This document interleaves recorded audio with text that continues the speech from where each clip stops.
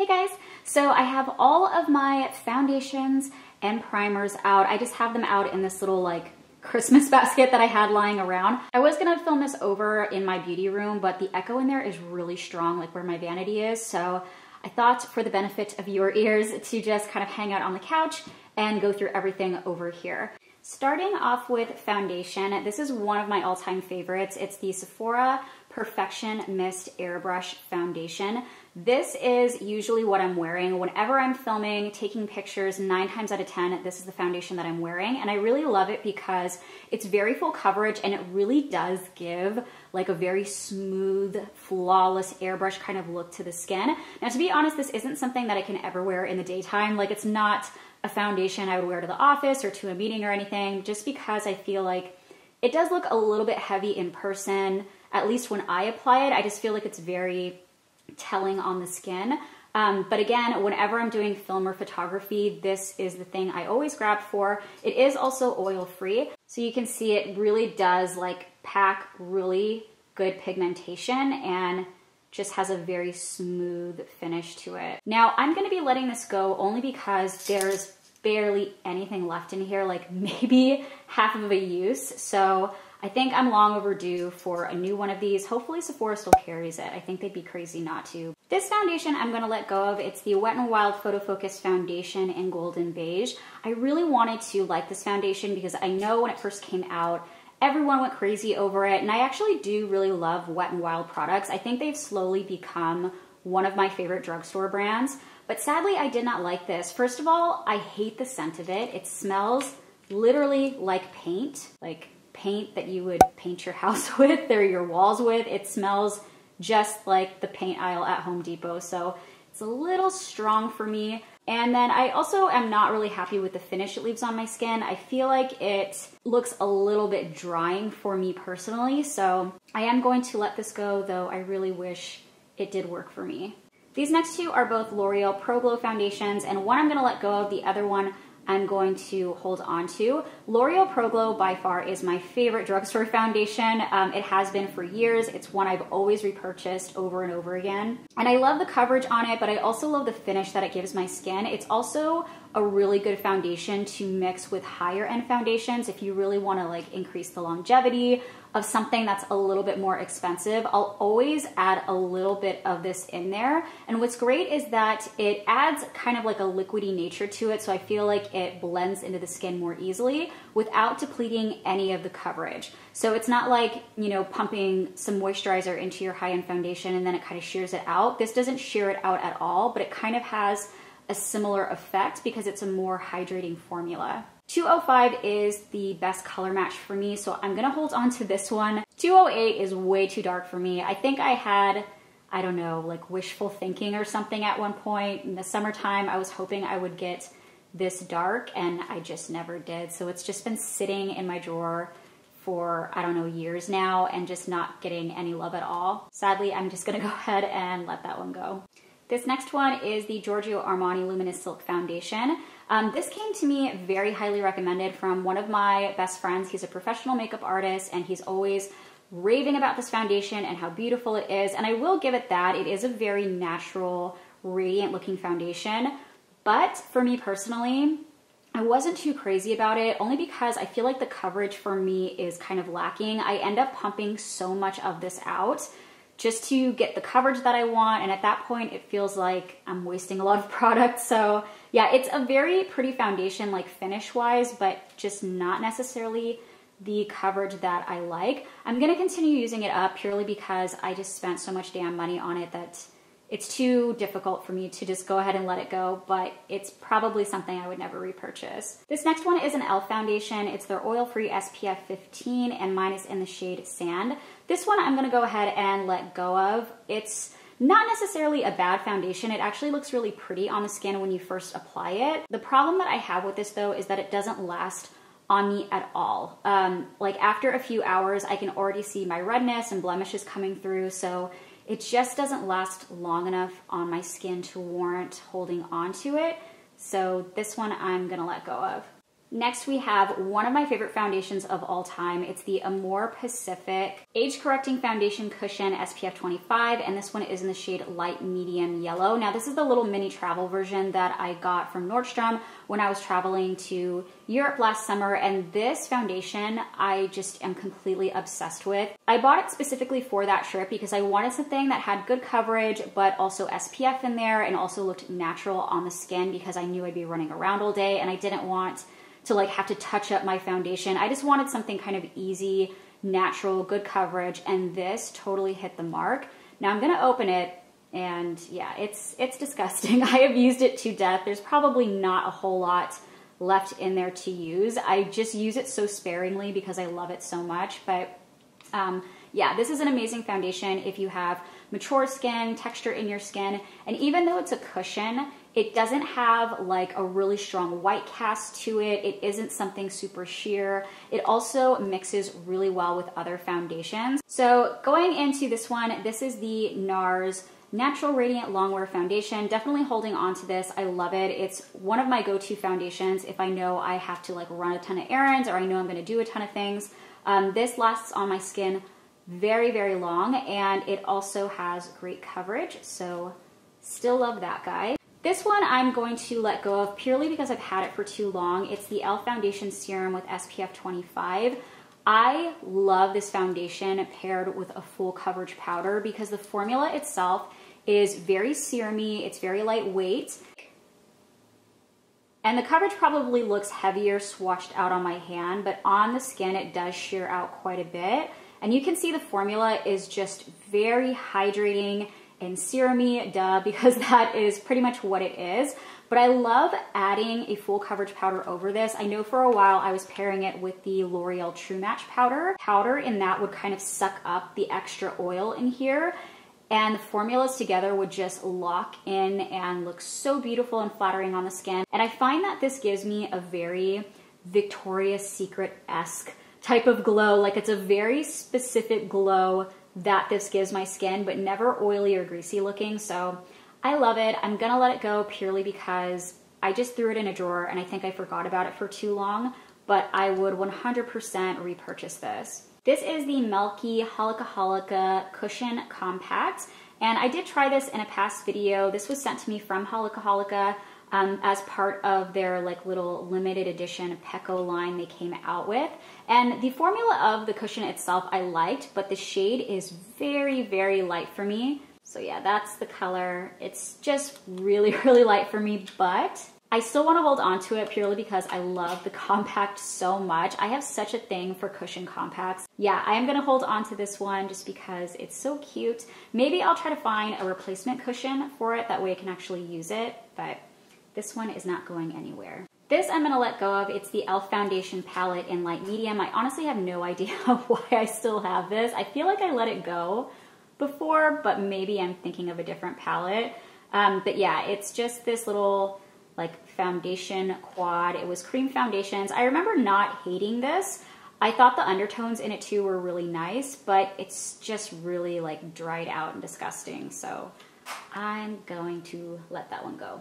Jumping into primers, this first one is the Beauty Filter Cream Glow by the company Sun & Park. I did do a full review and kind of wear test, I think, for this primer, which I'll go ahead and link below if you're curious. If there's anything that I did do a review on that I share at some point in this video, I'll make sure to go ahead and link those below if you guys want to check them out. But this is a really nice, creamy, lightweight type of primer. It has a little bit of a pearly finish when you get it on your skin. I will say it does absolutely nothing for filling in your pores. Like it's not a pore filling primer for me personally, but it is very flattering and kind of glowy on the skin. So this one I'll still hold on to. Next, I have my Bobbi Brown Vitamin Enriched Face Base. This has shea butter, vitamin C, E. It is amazing. I turn to it every single winter. By far not getting rid of this. I still turn to this like on a daily basis, especially during the winter time. And it's a really nice thick primer. It's much thicker than the Sun & Park primer. So it's a little bit more dense and buttery on the skin, but great if you have dry skin. And even though this is more of like a creamy primer, it really does add a nice thick base on the skin for my foundation. Next, I have the Botanic Farm Soft Cover Pore Balm Primer. I still haven't tried this out, so I'm gonna hold on to it. This one I'm gonna let go of. It's the Too Faced Primed and Poreless Primer. I didn't dislike this. I actually thought it did a really good job. It's just something I know I've had for years and years. Like, this is an oldie in my collection. I don't even remember when I got it, to be honest, but it does do a good job at filling in the pores. It's kind of like Benefit Porefessional. It's like the same effect basically, but yeah, this one I'm going to let go of.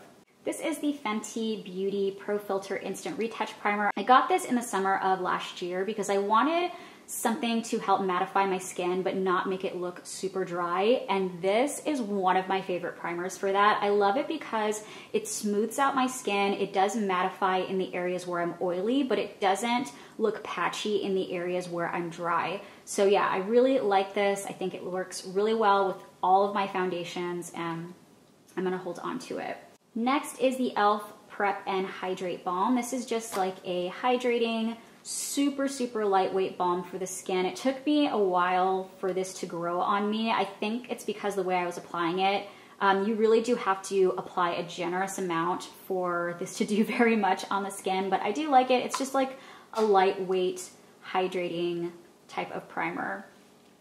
Of course, I'm holding on to the J1 Jelly Pack. This is my favorite primer of all time. It is really thick and jelly-like. I'll go ahead and squirt a little bit of it out. So it is an actual jelly formula, but what I love about this is that it's really thick, so it smooths everything out and it has a tacky finish. So it really helps stick the foundation to the skin. If you have a problem with your foundation lasting throughout the day, this is a good one to check out because of that tacky finish that it gives. And I'll give you a good drugstore alternative too, which is somewhere in this basket.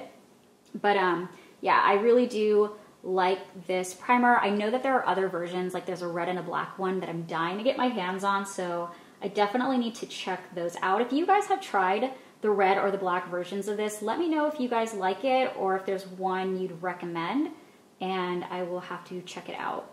This next one I'm gonna let go of. It's the Sonia Kashuk Perfecting Transparent Mattifier, and I'm only letting this go because I've had it for a long time, but honestly also because I just plain never reach for it. So it looks like that. It's kind of like a silicone primer. It feels very similar to the Smashbox one, but a little bit thicker. So if I had to pick one or the other, I would 100% pick this guy. But it's just something I've had for a really long time and don't ever reach for, so I'm letting that one go. Next is this Cover FX Blurring Primer. To be honest, I can't even remember whether or not I like this. It's pretty new to my collection. I feel like I got it in like a glossy box or something like that, so I can't really give you an opinion on whether or not I liked it, so I'm gonna hold on to that one. Okay, so I wanna go ahead and talk about this one now because I mentioned a good drugstore dupe if you're looking for something that has a tacky finish similar to the J1 Jelly Pack. Now the consistency of this is totally different. It's not a jelly, it's not anything thick. In fact, it acts more like a lightweight lotion. But what I love about it is that it gives that kind of sticky or tacky type of finish to the skin that really helps grip your foundation on. This is probably my favorite drugstore primer of all time. I've repurchased it over and over again, and it is the Rimmel Fix and Perfect Pro Primer. And yeah, it smooths, resurfaces, brightens, and it has that kind of sticky finish to it. This one I'm gonna let go of because I'm pretty sure it's expired. It's like all separated and disgusting. It's the Mimi Box Eye Primer in Silky. And this is like a silicone primer, but it has like little glitter speckles throughout it, which is a cute concept, but it just was something that I really never used, obviously. It was mattifying, but then it had glitter in there, so yeah, it just didn't work for me. This one is definitely long overdue to let go of. And I do have a few more Mimi Box primers. This one is the hydrating formula, which I really like. I do reach for this one all the time. On the days where I'm not super dry, I'll reach for this over the Bobbi Brown one, but whenever I'm really, really dry, this is like my go-to. But on my less dry days, I will reach for this, and I really do like it. It's just lightweight, hydrating. And then I also have a couple of the Mimi Box matte primers, and I do have a backup of this one because I love it so much. This is such a good pore filling primer. I use this specifically on my nose, on my inner cheek area. I don't use it as like an all over face primer, but specifically where I have enlarged pores, it does such a good job of it just kind of like filling those in, smoothing it out. And yeah, those two I will hold on to. This one is brand new to me, so I'm not gonna throw it out. It's the No Pore Blem Primer by Touch in Sol. So yeah, that guy I have not even tried out yet.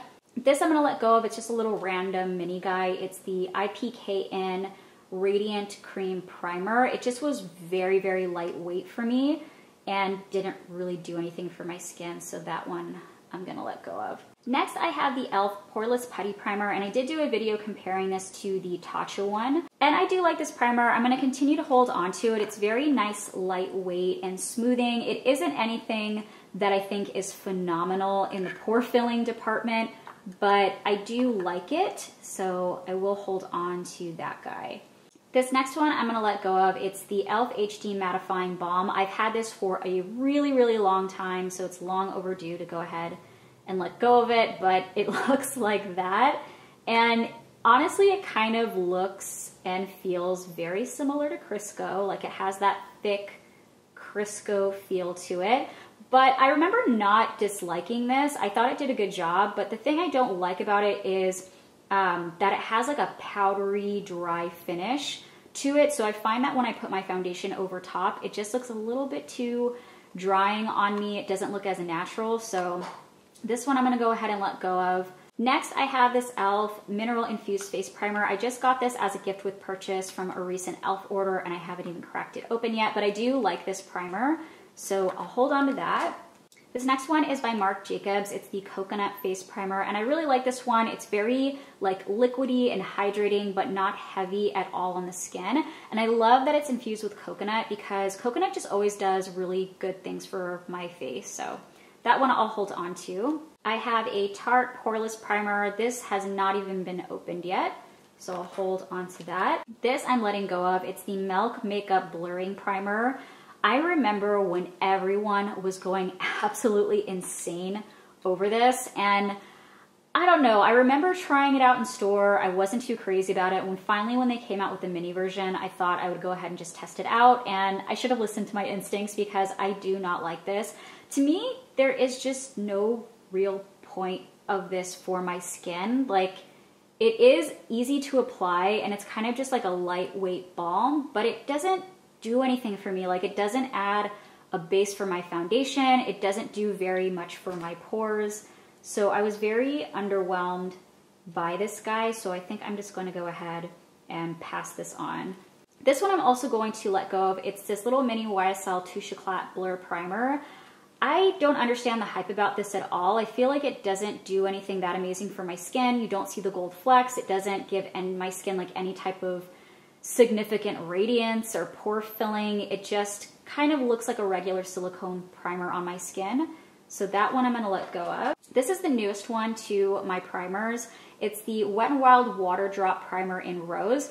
I haven't tried this on my face yet, but I have tested it on my hand, and so far, I don't know how much I'm gonna like it. I bought it because I love the idea of a water drop primer. I love water creams and things like that, but this is a little bit too watery for me, at least just when I swatched it out on my hand. I can't speak on how I like it on my skin just yet, but yeah, it's very, very watery and lightweight. Next is this Becca Backlight Priming Filter. I wasn't super crazy about this. I think it does an okay job, and it is really pretty and radiant on the skin, so I'll continue to hold on to it, but probably not something I would ever purchase the full-size version of.